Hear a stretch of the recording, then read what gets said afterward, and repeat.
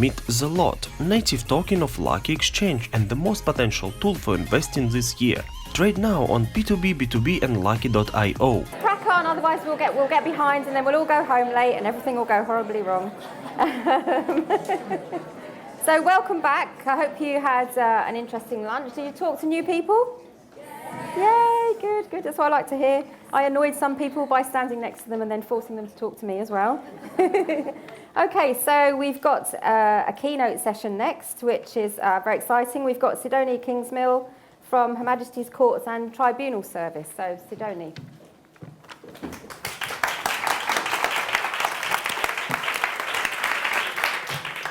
Hi, everybody. Thank you so much to Good Things for inviting me to speak to you guys all today. My name is Sidonie Kingsmill. I'm the Customer Director at Her Majesty's Courts and Tribunal Service. Thank you. We provide the administration that's required for judges to make decisions, so things like the settings and bringing everybody together at the right time in the right place. Everyone usually asks me at this point if I'm a lawyer. I'm not. I also haven't been a civil service servant for my whole career. I've been in the private sector for most of it, but my mum was a lawyer, so maybe it was inevitable that I was going to end up in justice. So I spent those 20 years working in some of the most competitive industries in the world. They're industries where understanding the customer can be the difference between the success of your business or the death of it. And you need to be, in those circumstances, incredibly thoughtful and creative about how you respond to those needs. Otherwise, someone else is going to eat your lunch. And when I came to court, people were saying, well, surely there's no analogy whatsoever between Tesco and the court service. And at first blush, there is absolutely no analogy.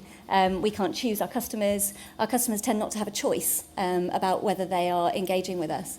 But that's pretty much where the differences end. We've got lots of buildings that are in local communities, and although there are centralised processes, how those play out in a local town are very, very individual.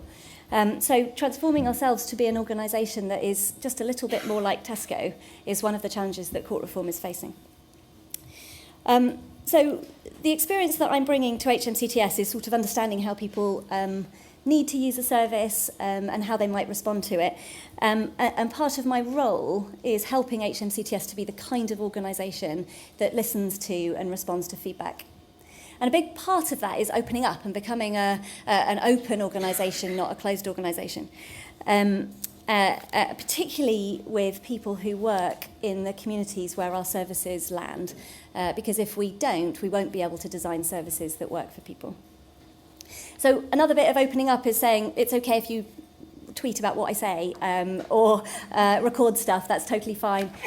You can use the hashtag court reform as well as the digital evolution hashtag. I think it's DigiEvol18, and you can tag me or you can tag HMCTS Gov UK, or you can even tag our chief executive, who's quite active on Twitter as well.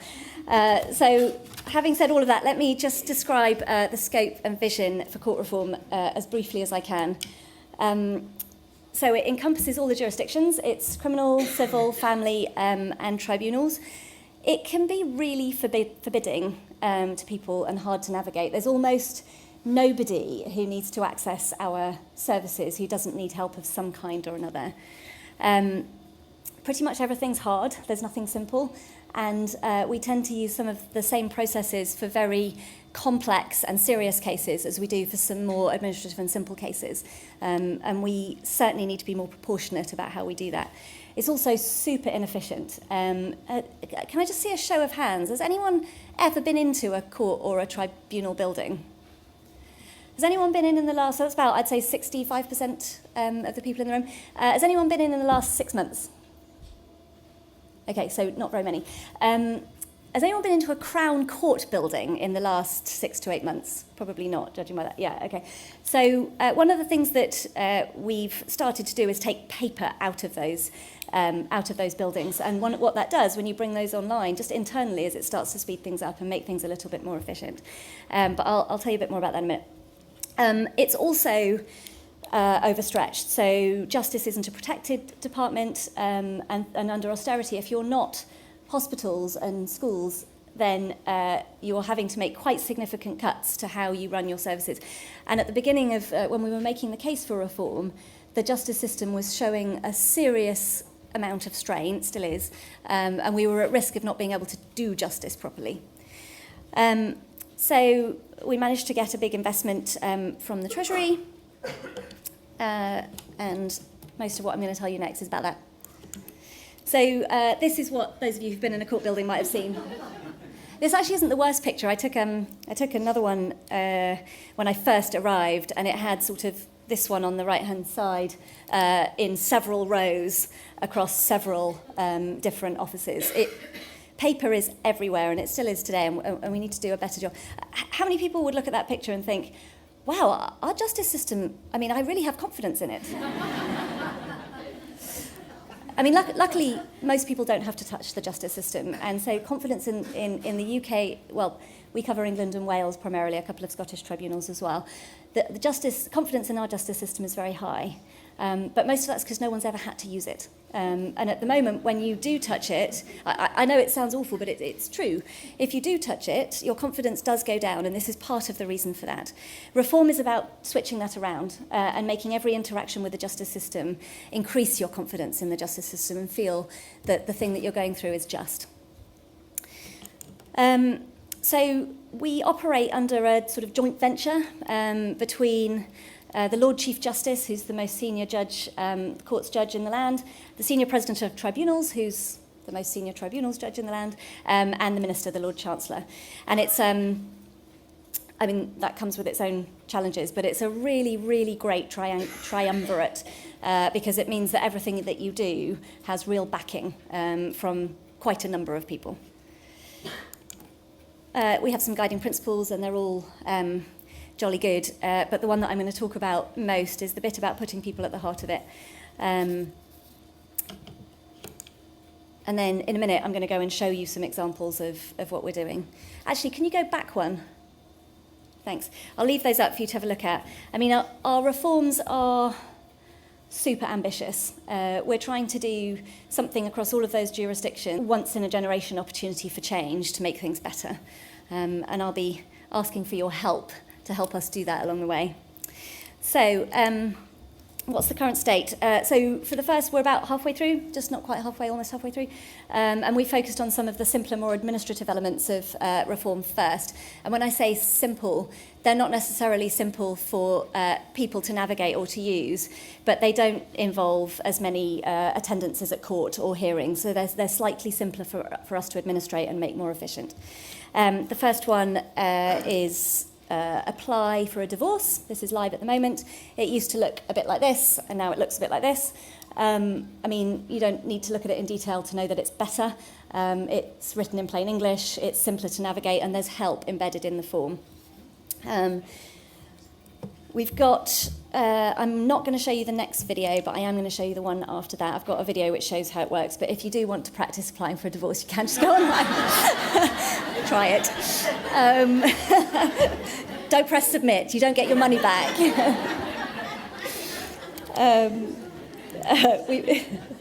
We've obviously had loads of user feedback on it, and it is better. People do find it easier, but we're also getting a fair bit of feedback that tells us what we can do differently, which is another thing that's different with the digital process at the moment. You can also, so if you're an executor and someone dies, you can apply for probate online. This is another really important service to make easier. It's really, really hard, and when you're going through grief, it makes it even harder. So simplifying that process and just making it a bit easier to access is a good thing. You can also make a claim for money.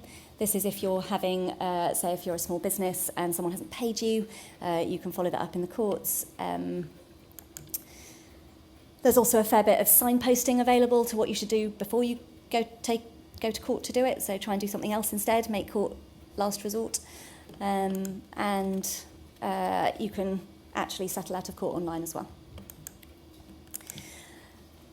Social security and child support, I think most of you will be aware of what this is, but this is this is when DWP give you some benefits, and if you don't agree with the decision that they've made on your benefit status, you can appeal to the tribunal. You can now submit your appeal online, and you can also track your appeal online. So one of the bigger challenges that we have with social security benefit appeals is it takes a really, really, really long time to get through the process, and nobody knows where they are. So has somebody submitted their evidence, have they not? And being able to see at a glance where you are on your appeal is really important.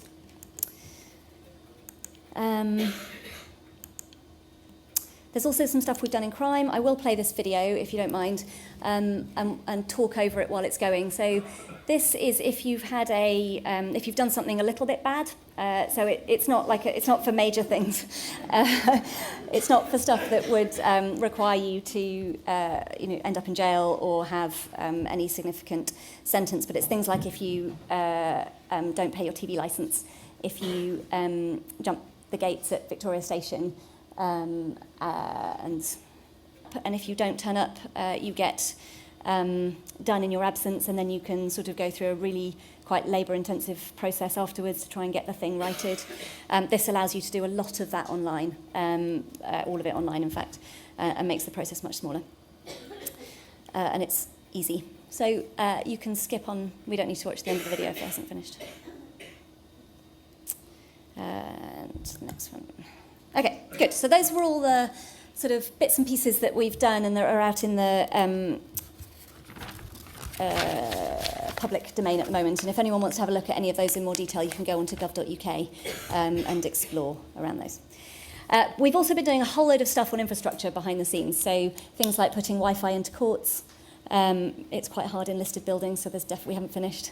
But we're really making progress with that. Anyone who's ever tried to call the courts, it's really hard.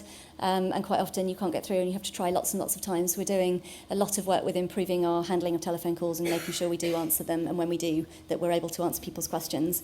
And we've also done an initial bit of piloting on having video hearings, so not having to go to court for some of your hearings, and done some evaluation on that. That's also publicly available if people are interested.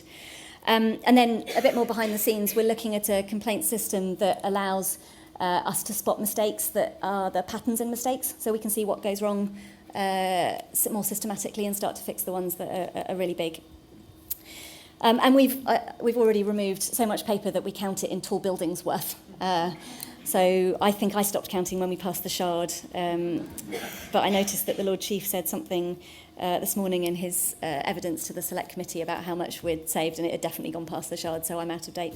So anyway, why is all this important? I mean, you know a lot of why it's important, but obviously lots of people find doing things online faster, more convenient, and easier to use. I had some stats about the divorce service, but I think I'm going to run out of time. It doesn't happen by magic that online services are easier to use and better. And has anyone, show of hands, had a really bad online form or service that they've had to complete? Yeah, quite a lot of you, right? So the one that came to mind for me was trying to get my child's first school place. It's a really hideous online form, and it had things like drop-down menus that didn't have the right options and didn't know which one to select, instructions that didn't make sense, and fields that were mandatory that weren't relevant to me. And that, for me, is the sort of first indication that it really isn't just about digital savviness. It really is about understanding what the form is for and what the circumstances that users who need to use the form are in to enable them to complete a form, not just do they have an email address and do they have access to a computer. It's not a digital... User-led design isn't a digital-only service.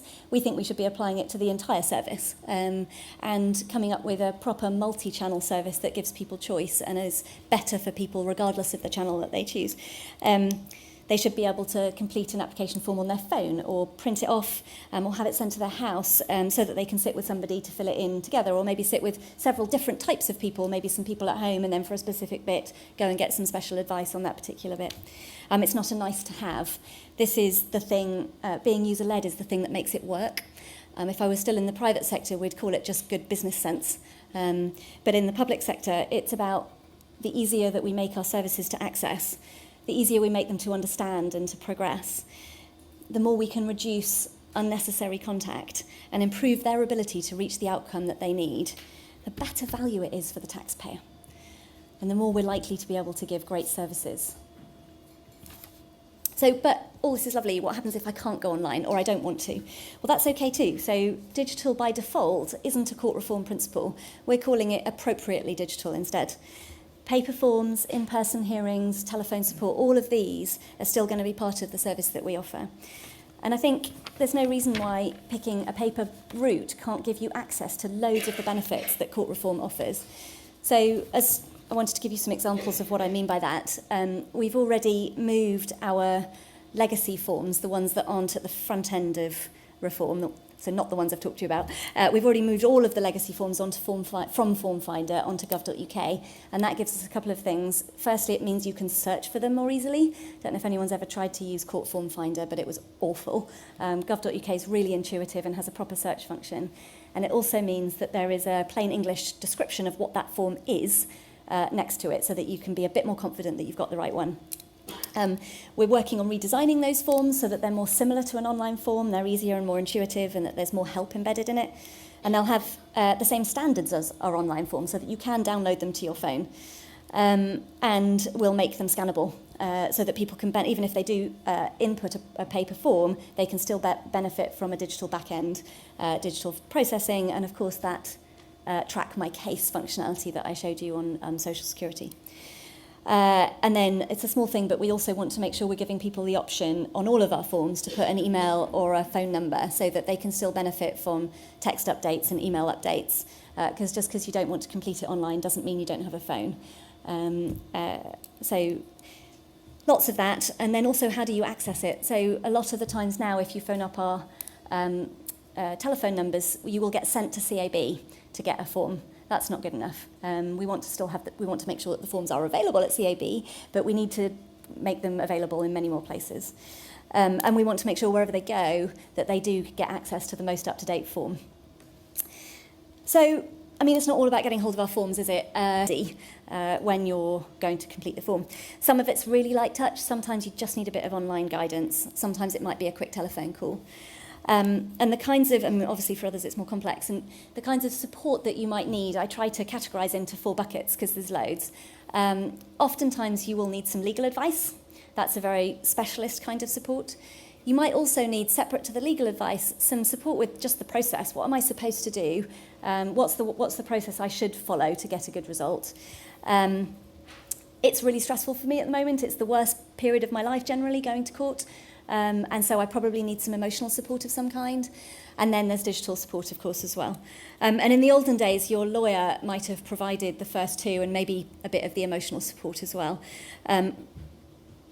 LASPO, but also court reform, changes how the kind of support that you might need. We think our more accessible services will reduce some of the process need that you require, but it doesn't take it away. And it certainly doesn't take away, it reduces the emotional stress, but it doesn't take away the emotional stress of the situation that you're in. And of course, it introduces a potential new requirement for support with the digital access as well. It's pretty hard to pick apart those types of support in an individual, and perhaps it's not possible to do so. I know, Helen, you made the link this morning between digital and social exclusion, and we see with access to justice, it's really at the nexus of that. I don't think we've yet come across a person that only needs digital support. I'll be interested to know if any of you think they're out there. So some of the things that we are looking at, we're designing at the moment within our forms, are things like save and return functions on all of our forms so that you can come back to them if you reach a bit that you can't complete and that you can ask somebody for advice, and also download and print so that you don't have to do it, you don't have to be online all the time. We want to text email addresses and phone numbers to people so they don't have to write it down and worry they've written it down wrong. And we want to make sure that when someone's calling us and they're telling us they have a problem or a thing that's getting in the way, we're proactively offering them reasonable adjustments rather than waiting for them to make a formal request. I think there's some stuff around asking more questions at the beginning. Reasons on a divorce form, understanding why you called us, so that if there's a piece of contact that we didn't need to have, we can design that out next time. So all of this is going to help, but none of it really solves the problem of quite how much support some people are going to need to access justice. Most of us get that a person's need for support is fluid. It isn't static, it can change. throughout the day, but certainly throughout the week and depending on whereabouts in a process you are. And it's not just based on your skills, it's based on your confidence and your ability as well. I think so. I saw on Twitter this morning that you've launched a Digital Nation infographic again today, and I think I really liked that. I thought it was super helpful. I mean, some of the stats in there help us to build business cases, but more importantly, they help us to build understanding. And some of the stuff I've described, we've come to through our understanding with through our contract with the Good Things Foundation. I'm going to spend the last few minutes just talking a little bit about that, if that's okay.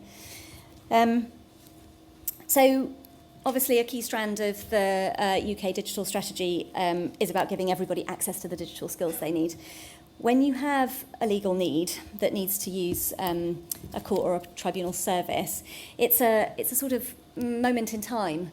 It's an opportunity to gather some digital skills. And if they can do that in a way that gives them a digital life afterwards, that's a really great opportunity to capitalise on that would be a real shame to miss out on. Our partnership with the Good Things Foundation is how we're delivering that and how we're learning a lot more about what that really means. At the moment, so it's a learning contract. We're learning loads. And at the moment, so our focus is on helping people to understand what the guidance means, what online guidance is, helping people to navigate through web pages, helping them to connect to the internet, to use different digital devices, whether it's on a phone or on a laptop or maybe just a keyboard and a mouse. And there is also support for sort of specific functionalities, like I need to know how to upload a document, or I need to know how to create an email address. Or, I mean, at the sort of more extreme end, how do I make a video call?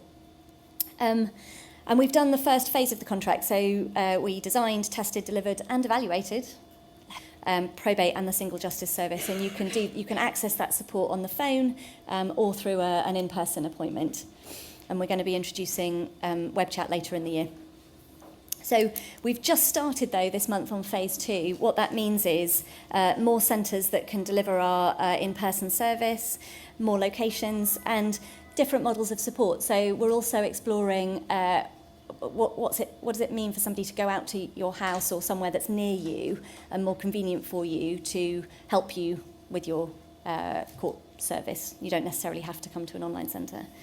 And by the summer, it's not very far away, we'll have completed that phase of our learning contract and we'll be in a way better position to understand what support services we need to be offering as a result of reform going forward. So I just wanted to share one case study with you, though, because I think it brings to life what a difference it can make. It's not her real name, but I'm going to call her Lorna. She called up our contact centre and needed some help completing the online application form for divorce. The team identified her as someone who could benefit from a face-to-face appointment and contacted the Hope Centre in St Helens. They then called her up and arranged a time for her to come in, reminding her what she needed to bring in order to complete the form. She came to the appointment, yay. She brought with her a friend and some dogs. I don't think she wasn't sure that she'd be able to find it, and she wasn't sure that she would be able to do it when she arrived. The centre sat her down, gave her a cup of tea, sent the friend and the dogs out to the park, and Lorna was able to complete her form. It was a pretty long appointment. It took about 2 hours. And it wasn't easy. There was some definite ups and downs throughout the appointment and quite a lot of emotion. But she did what she had to do and she completed her application. And what's important about this is she didn't just do the court process. She also created an email address. And as we all know, that's a really big entry into other digital services. And she can now interact with us digitally, but she can also potentially interact with other people. And that's a real win for her. I think a win for society as well.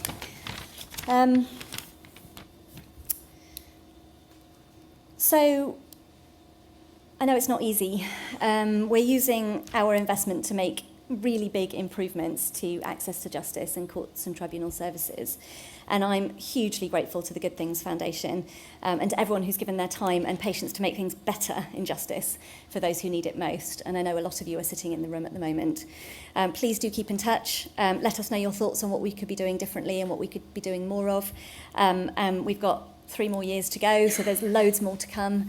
And just remember that if you are doing something publicly on Twitter, please use the hashtag court reform. It means we might see it and be able to take it into account. But there's lots of other more private ways to give feedback, and if you want